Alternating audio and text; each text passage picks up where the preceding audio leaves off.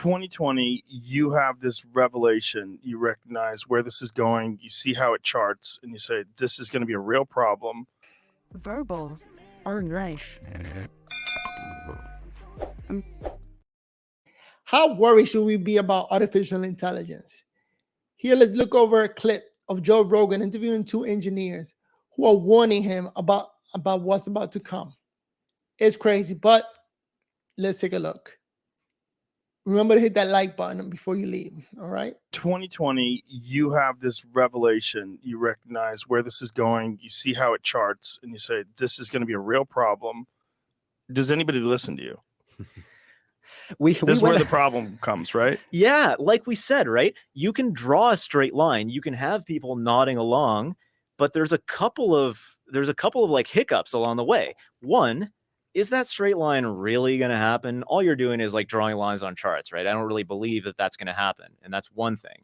The next thing is just imagining, is this what's going to come to pass as a result of that? And then the third thing is, well, yeah, that sounds important, but like not my problem. Like that sounds like an important problem for somebody else. And so we did do a bit of a traveling. Yeah, it was like the world's saddest traveling roadshow. Like it was literally as dumb as this sounds. So we go and, oh my God, I mean, it's almost embarrassing to think back on. But so 2020 happens. Yes, within months. First of all, we're like, we got to figure out how to hand off our company. So we handed off to two of our earliest employees. They did an amazing job. Company exited. That's great.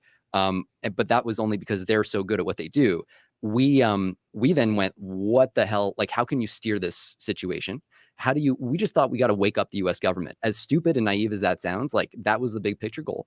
So we start to line up as many briefings as we possibly can across the US interagency, all the departments, all the agencies that we can find, climbing our way up. We got an awful lot, like Ed said, of like, that sounds like a wicked important problem for somebody else to solve. Yeah, like defense, Homeland Security, and then the State Department. Yeah, so we end up exactly in this meeting with like, there's about a dozen folks from the State Department. And one of them, and I hope at some point, history recognizes what she did and her team did, because it was the first time that somebody actually stood up and said, first of all, yes, sounds like a serious issue. I see the argument makes sense. 2, I own this. And 3, I'm going to put my own career capital behind this. And that was at the end of 2021. So imagine that. That's a year before ChatGPT. Nobody was tracking this issue. You had to have the imagination to draw like through that line, understand what it meant, and then believe, yeah, I'm going to risk some career capital on this in a risk-averse government. And this is the only reason that we even were able to publicly talk about the investigation in the first place, because by the time this whole assessment was commissioned, it was just before ChatGPT came out. The Eye of Sauron was not yet on this. And so there was a view that like, yeah, sure, you can publish the results of this kind of, not nothing burger investigation, but, you can sure go ahead. And it just became this insane story. We had like the UK AI Safety Summit. We had the White House executive order, all this stuff, which became entangled with the work we were doing, which we simply could not have, especially some of the reports we were collecting from the labs, the whistleblower reports, that could not have been made public if it wasn't for the foresight of this team really pushing for as well the American population to hear about it. Now, I could see how if you were one of the people that's on this expansion-minded mindset, like all you're thinking about is like getting this up and running, you guys are a pain in the ass, right? So you guys, you're obviously you're doing something really ridiculous. You're stopping your company. You could make more money staying there and continuing the process, but you recognize that there's like an existential threat involved in making this stuff go online. Like in most companies, they do advancement on whatever they're working on privately. It's not public information. So I'm surprised that these guys are coming out with it. When this stuff is live, you can't undo it. Oh yeah, I mean, like no matter how much money you're making, the dumbest thing to do is to stand by as something that completely transcends money is being developed, and it's just going to screw you over if things go badly, right? My point is like, are there people that push back against this, and what is their argument? Yeah, so actually, and I'll let you follow up on the first story of the pushback. I think it's kind of it's been in the news a little bit lately now, getting more and more public. But when we started this, and like no one was talking about it, the one group that was actually pushing sort of stuff in this space was a a big funder in the area of like effective altruism. I think, you may have heard of them. This is kind of a Silicon Valley group of people who have a certain mindset about how you pick tough problems to work on, valuable problems to work on. They've had all kinds of issues. Sam Bankman-Fried was one of them and all that, quite famously. So we're not effective altruists, but because these are the folks who are working in the space, we decided, well, we'll talk to them. And the first thing they told us was, don't talk to the government about this.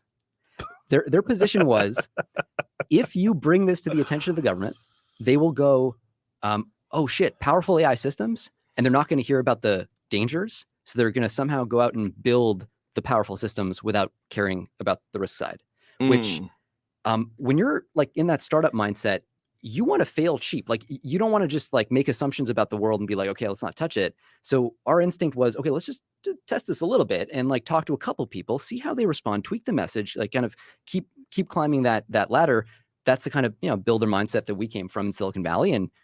And we found that people are way more thoughtful about this than you would imagine. And in DoD especially, DoD has a very safety oriented culture with their tech. Like the thing is, because like their stuff like kills people, right? And they know their stuff kills people, and so they have an entire safety oriented development practice to make sure that their stuff doesn't like go off the rails.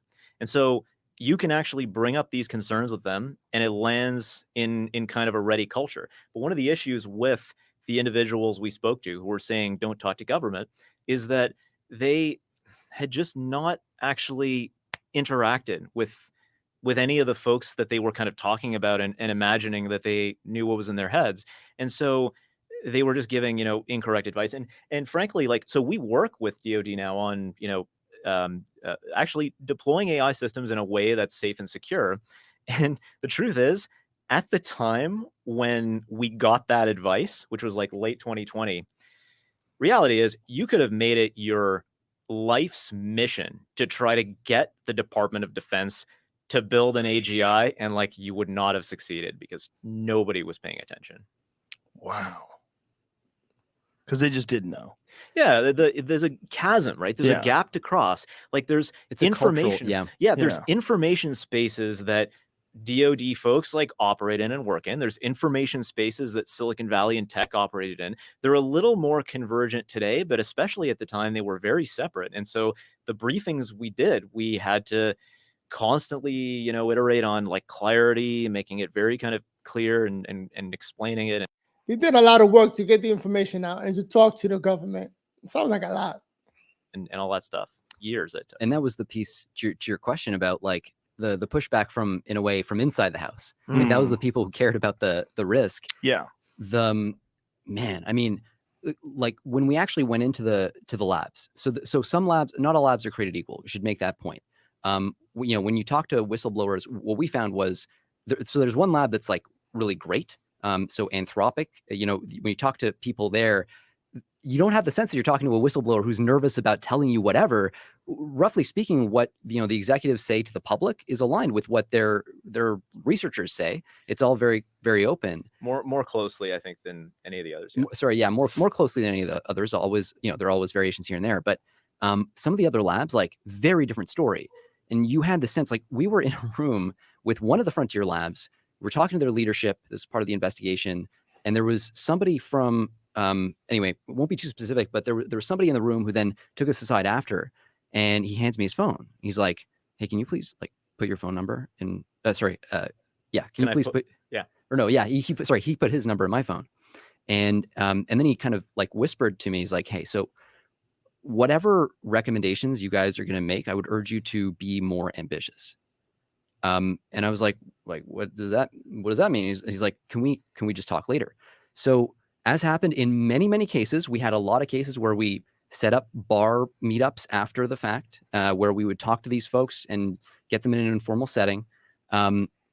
He shared some pretty sobering stuff. And in particular, the fact that he did not have confidence in his lab's leadership to live up to their publicly stated word on what they would do when they were approaching AGI, and even now to secure and make these systems safe. So many such cases. This is like kind of one specific example, but it's not that you ever had like lab leadership come in or doors getting kicked down and people are waking us up in the middle of the night. It was that you had this looming cloud over everybody that you really felt some of the people with the most access and information who understood the problem the most deeply were the most hesitant to bring things forward because they sort of understood that their lab's not going to be happy with this.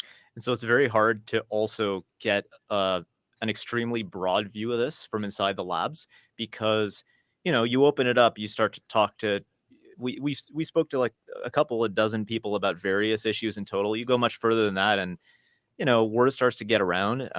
And so we had to kind of strike that balance as we spoke to folks from each of these labs. Now, when you say approaching AGI, how does one know when a system has achieved AGI? AGI, artificial general intelligence. And does the system have an obligation to alert you? Well, by, the Turing test, right? Yes. So you have a conversation with a machine and it can fool you into thinking that it's a human. That was the bar for AGI for, a few decades. That's kind of already happened. Yeah. Yeah. We're close to it. Yeah. 4.0 is close to it, or 4.0. Different forms of the Turing test have been passed, different forms have been proposed, and there is a feeling among a lot of people that goalposts are being shifted. Now, the definition of AGI itself is kind of interesting, right? Because we're not necessarily fans of the term, because usually when people talk about AGI, they're talking about a specific circumstance in which there are capabilities that they care about. So some people use AGI to refer to the wholesale automation of all labor, right? That's one. Some people say, well, when you build AGI, it's automatically going to be hard to control and there's a risk to civilization. So that's a different threshold. And so all these different ways of defining it, ultimately, it can be more useful to think sometimes about advanced AI and the different thresholds of capability you cross and the implications of those capabilities. But it is probably going to be more like a fuzzy spectrum, which in a way makes it harder, right? Because it would be great to have like a tripwire where you're like, oh, like this is bad. Okay, like we got to do something. But because there's no threshold that we can like really put our fingers on, we're like a frog in boiling water in some sense, where it's like, oh, like just gets a little better. Oh, like we're still fine. And not just we're still fine, but as the system improves below that threshold, life gets better and better. These are incredibly valuable, beneficial systems. We do roll stuff out like this, again, at DoD and various customers, and it's massively valuable. It allows you to accelerate all kinds of, back office, like paperwork BS. It allows you to do all sorts of wonderful things. And our expectation is that's going to keep happening until it suddenly doesn't. Yeah, one of the things that there was a guy we were talking to from one of the labs, and he was saying, look, the temptation to like put a heavier foot on the pedal is going to be greatest just as the risk is greatest, because that's, it's dual use technology, right? Every positive capability increasingly starts to introduce basically a situation where the destructive footprint of malicious actors who weaponize the system, or just of the system itself, just grows and grows and grows. So you can't really have one without the other. The question is always, how do you balance those things? But in terms of defining AI, it's a challenging thing. Yeah, that's something that one of our friends at the lab pointed out. The closer we get to that point, the more the temptation will be to hand these systems the keys to our data center, because they can do such a better job of managing those resources and assets. And if we don't do it, Google will. And if they don't do it, Microsoft will. Like the competition, the competitive dynamics are a really big part of this issue. Yes.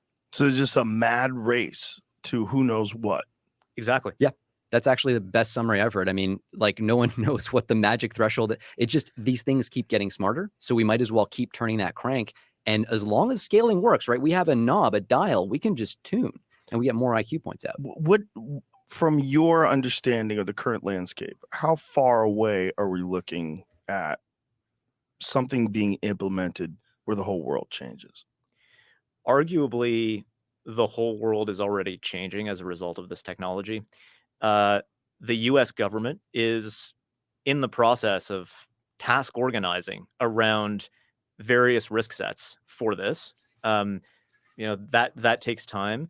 The private sector is reorganizing. Like OpenAI will roll out an update that, obliterates the jobs of illustrators from one day to the next, obliterates the jobs of translators from one day to the next. This is probably net beneficial for society because we can get so much more art and so much more translation done. But is the world already being changed as a result of this? Yeah, absolutely. Geopolitically, economically, industrially. Yeah. Of course, it's like not to say anything about the value, the purpose that people lose from that, right? So the kind of there's the economic benefit, but there's like the social cultural hit that we take too. Right. And then there's the implementation of universal basic income, which keeps getting discussed in regards to this. We asked Chat GPT 4.0 the other day in the green room. We were like, are you going to replace people? Like, what will people do for money? And then, I was surprised. Wait, let me see what he says. well, universal basic income will have to be considered. Well, you don't want a bunch of people just on the dole working for the fucking Skynet. Yeah. Because that's kind of what it is. I mean, one of the challenges. You know what? I'm surprised that these guys are coming out with the information. Typically big money companies like Google, he said, and Meta, they invest and they make use of this technology before the public does, before anybody knows about it. So it's being used. And I think when AGI comes out, artificial general intelligence, of a sentient beings that can think, so you don't have to tell it what to do, it just knows what to do. It's going to be a historic day. But let me know what you think. Should we be worried? Should we care? I mean, we're being replaced by machines. It should be interesting. But I wanted to share this clip with you guys because they're coming. AGI is being built, and let's see how far this goes. Right now, it should be really, really ahead in its progress. But let's see what's the benefit of letting this information out to the public from these two guys. Verbal or life.